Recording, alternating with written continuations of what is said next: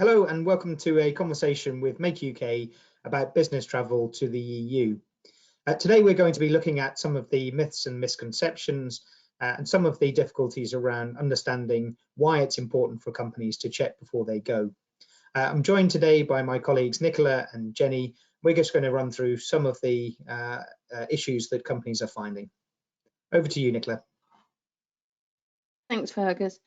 So one of the questions we're being asked is, why can my colleague travel to France as a business visitor, but I'm classed as a posted worker? Nicola, great question, and really getting to the bottom of why it's important to check before you go, because it's important to understand that there's a distinction between travel and work. So you may well be able to travel, and certainly for some business activities, there is a light touch, visa-free approach, but it really does depend on what you're doing and the country you're traveling to. You really need to start from there. So if the country you're traveling to classifies the activity that you're undertaking as work, there may well be additional requirements for visas and work permits, and that's important to understand. So that could be the distinction. So really important to check before you go, and while there are some light touch approaches, there may well be additional requirements for companies depending on the activity. Thank you. Perfect. The other question I get asked quite a lot is about interns and graduates.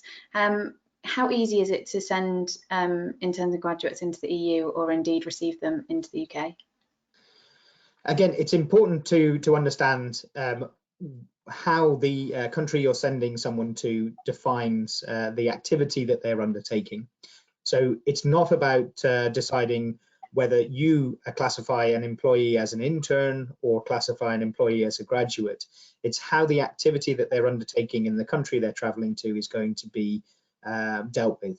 So again, checking before you go, understand the rules of the country you're traveling to and the activity that the individual is undertaking, and that will lead you to the requirements.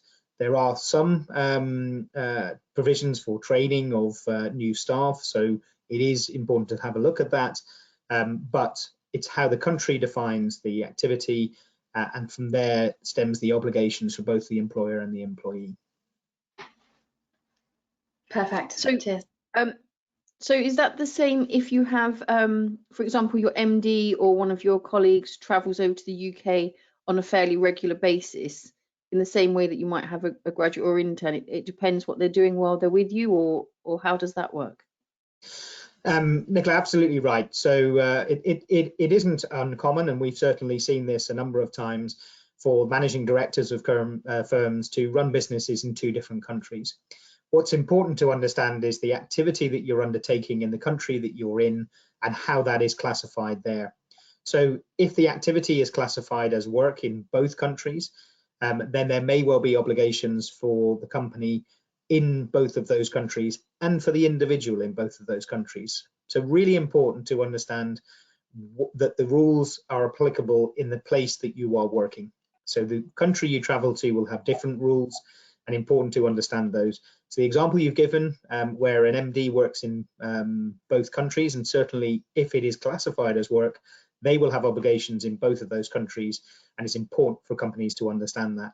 So some of the business models that we have operated as manufacturers for many years, they have now changed. So not just if you're traveling that you need to check before you go, but understand that in any cross-border commercial activity, that has changed since the beginning of this year, and really important to understand what your new obligations might be. So again, not just check before you go, but check the individual country that you might be working in, and from there you'll understand your obligations. Thank you. Great. So Fergus, you mentioned about posted workers earlier. I understand there's some rules around things like pay, hours of work, all of those kind of things. Is that something that we need to consider? Jenny, absolutely is. I think in terms of posted workers, that's a terminology again from European legislation. So there are new sets of terminology which are in the Trade and Cooperation Agreement. It's important to understand that there are new distinctions of activity and new distinctions of work as defined by that agreement. So understanding what the requirements are individually for the activity you're undertaking is important. However, if you are deemed to be working in the territory of a European country, then you will have to apply the labour law that applies there. So if there is a collective agreement in the sector that you're working in, you would need to look at those obligations and fulfil them as well. So that can include working time, so the hours that the individual is working. That could include remuneration, so how much the individual is paid.